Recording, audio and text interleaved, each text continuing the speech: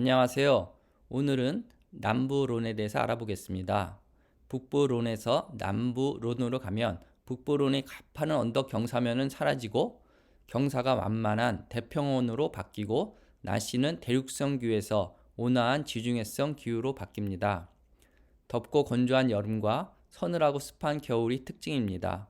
북풍이 차가운 바람인 미스트랄은 여전히 정기적으로 붑니다. 북부로는 포도나무들이 높은 경사지에 재배되고 바람이 불어도 강을 타고 빠져나가나 남부로는 포도나무가 평지나 완만한 언덕에 위치하여 바람을 온전히 맞게 되어 미스트랄 영향이 더욱 커서 포도나무나 열매에 큰 손실을 줄 수 있습니다. 반면 성장기엔 포도 열매가 뜨거워지는 것을 방지해 산도를 유지하는 데 도움을 주며 포도의 크기를 줄여 풍미를 농축시킬 수 있습니다. 또한 개선된 공기순환으로 질병을 억제합니다. 남부로는 부시 트레이닝, 즉 덤블 트레이닝을 합니다. 포도 덩굴은 지상에서 20에서 40cm 떨어져 있으며 말뚝으로 지지되거나 말뚝 없이 컵 모양으로 재배됩니다. 건조하거나 덥고 강우량이 적은 지역에서 주로 사용하며 미스트랄 강풍으로부터 보호되고 토양의 온기를 받습니다. 토양은 북부론의 화강암, 편암에서 석회암, 점토 및 모래로 바뀝니다. 또한 보르도의 작은 자갈과 달리 갈레라 불리는 큰 돌들이 있습니다. 남부론의 기온 상승은 포도의 완숙에 유리하나 포도의 당도가 올라가고 따라서 산도는 낮아지고 알코올은 높아집니다. 따라서 브랜딩을 통해 품종별 다른 특성을 보완하고 균형감과 복합성을 부여합니다. 또한 와인 품질의 일관성을 제공합니다. 남부론의 대표적인 적포도 품종 3종을 알아보겠습니다. 그르나슈는 남부론의 대표 품종으로 껍질이 얇아 색이 연하며 포도나무의 싹은 일찍 나나 껍질이 얇아도 늦게 익습니다. 만센종인 까베르네 소비뇽보다도 늦게 익습니다. 따라서 남부론과 같이 덥고 건조한 지중해성 기후에 잘 자라며 가뭄과 바람에 강한 적포도 품종입니다. 긴 숙성 기간으로 당도는 잘 올라가 알코올 도수는 높으나 반비례로 산도는 낮고 껍질도 얇아 타닌도 낮습니다. 따라서 장기 숙성도 힘듭니다. 높은 알코올과 무거운 바디를 가진 그리나슈는 붉은 과일인 라즈베리와 딸기와 백우추의 스파이스 풍미가 있습니다. 부족한 색과 타닌은 브랜딩을 통해 보완합니다. 무르베드루는 껍질이 두꺼워 색이 상당히 진하고 질감이 단단하여 오래 지속되는 높은 타닌과 중간 산도의 풀바디의 잘 구조화된 와인을 만듭니다. 블랙컬런트와 블랙베리 검은 과일과 숙성 시 트러플, 가죽 향신료의 풍미를 가집니다. 무르베드로도 포도를 익는데 장기간의 온기와 햇볕이 필요한 품종입니다. 생소는 남부론 아래의 랑구독 루시옹의 주요 품종으로 가뭄과 더위, 병충해에 강한 품종이며 기계 수확이 편한 품종입니다.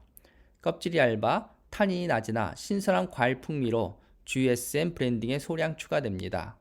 붉은 과일과 달콤한 햇가류와 가벼운 풍미로 주로 그르나슈와 함께 로제 와인 제조에 사용됩니다. 남부론에서 생산되는 와인의 95%는 레드 와인입니다. 잘 알려진 GSM은 그르나슈, 시라, 무르베드루의 약자로 남부론의 주요 브랜딩 포도 품종입니다. AOC로는 기본적으로 쉽게 마실 수 있는 꼬뚜디론으로부터 꼬뚜디론 빌리지, 라벨의 마을 이름만 넣는 꾸리급의 마을이 있습니다. 꼬뚜디론은 론 생산의 3분의 1을 차지하며 론 전체 아펠시용 개념입니다. 중간 바디에 레드, 화이트, 로제 와인을 생산하며 숙성은 안 하고 쉽게 마실 수 있는 대중적인 와인입니다. 꼬뚜디론의 대부분의 레드 와인은 부분 탄산 침용으로 대량 생산합니다. 참조로 탄산 침용과 부분 탄산 침용은 WST 시험에서 자주 다루는 것으로 제 동영상 보졸레누 누보편에 자세히 다루었습니다.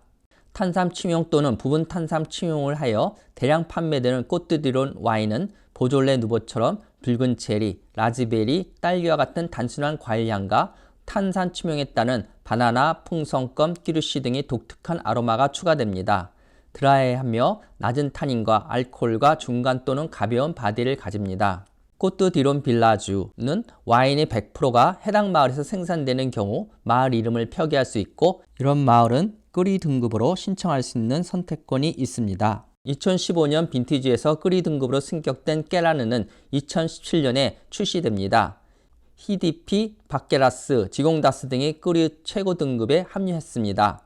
도표에서 꽃드디론 빌리지 중에 네임으로 표시된 마을들이 향후 끄리 등급으로 올라갈 확률이 높습니다. 지도상에서는 고등색 부분에 해당됩니다. 이제 끄리급 와인의 주요 산지를 알아보겠습니다. 람보론의 대표적 산지인 샤또 네프 디 빠프에 대해서 알아보겠습니다. 1309년 교황권이 약화되어 교황청이 로마에서 아비뇽으로 이전한 후 1317년 교황 22세가 건축한 새로운 성의 이름을 따서 본떠 지어진 샤또 네프 디 빠프 와인이 지금껏 명성을 이어오고 있습니다. 샤또 네프 디 빠프의 약어는 각 대문자를 따서 CDP로 부릅니다. 요한 교황 22세는 질 좋은 와인에 대해서도 관심이 많아 CDP에 다양한 포도나무를 심도록 명령하였고 그들의 조합에 의해 CDP 와인이 탄생합니다. CDP 명성으로 와인 사기 사건이 빈번하여 포도 재배자들이 생산 지역과 생산 규칙을 엄격히 적용하여 1936년에 CDP는 최초의 와인 AOC가 되었습니다. 12.5%가 AOC 규정한 최소 알코올 함량이나 통상 14%입니다. 토양은 다양하며 가장 유명한 것은 고대 빙하에 의해 수천 년 전에 알프스에서 롱강을 따라 굴러온 큰 돌을 갈래로 부릅니다. 갈래는 야구공에서 축구공 크기로 이 지역의 고원 전체에 걸쳐 모래와 점토로 구성된 심토 위에 놓여져 있습니다. 갈래는 낮 동안 열을 축적하고 밤에는 열을 방출하여 포도를 충분히 숙성시킵니다. 또한 뿌리가 쉼터에 도달하기 전에 약 수미터의 정도의 갈래층은 물이 표면에 남지 않게 하여 잠복선 질병을 방지합니다. 또한 수분을 쉼터에 보관하여 건조한 여름에도 수분을 제공합니다. CDP 특성 중의 하나는 GSM 브랜딩 위주로 13종의 포도 품종 브랜딩을 허용합니다. CDP 대부분은 4가지 포도의 브랜딩으로 그르나시를 중심으로 시라, 무르베드르, 생소입니다. GSM은 새 포도 품종 이름의 첫 대문자입니다. 그르나시는 농축된 향신료와 붉은 과일 풍미와 무거운 바디감을 주며 시라는 진한 색과 타닌, 무르베드르는 진한 색과 타닌, 특성에 관한 무르베드르는 우아함이 부족하여 보조 품종으로 브랜딩합니다.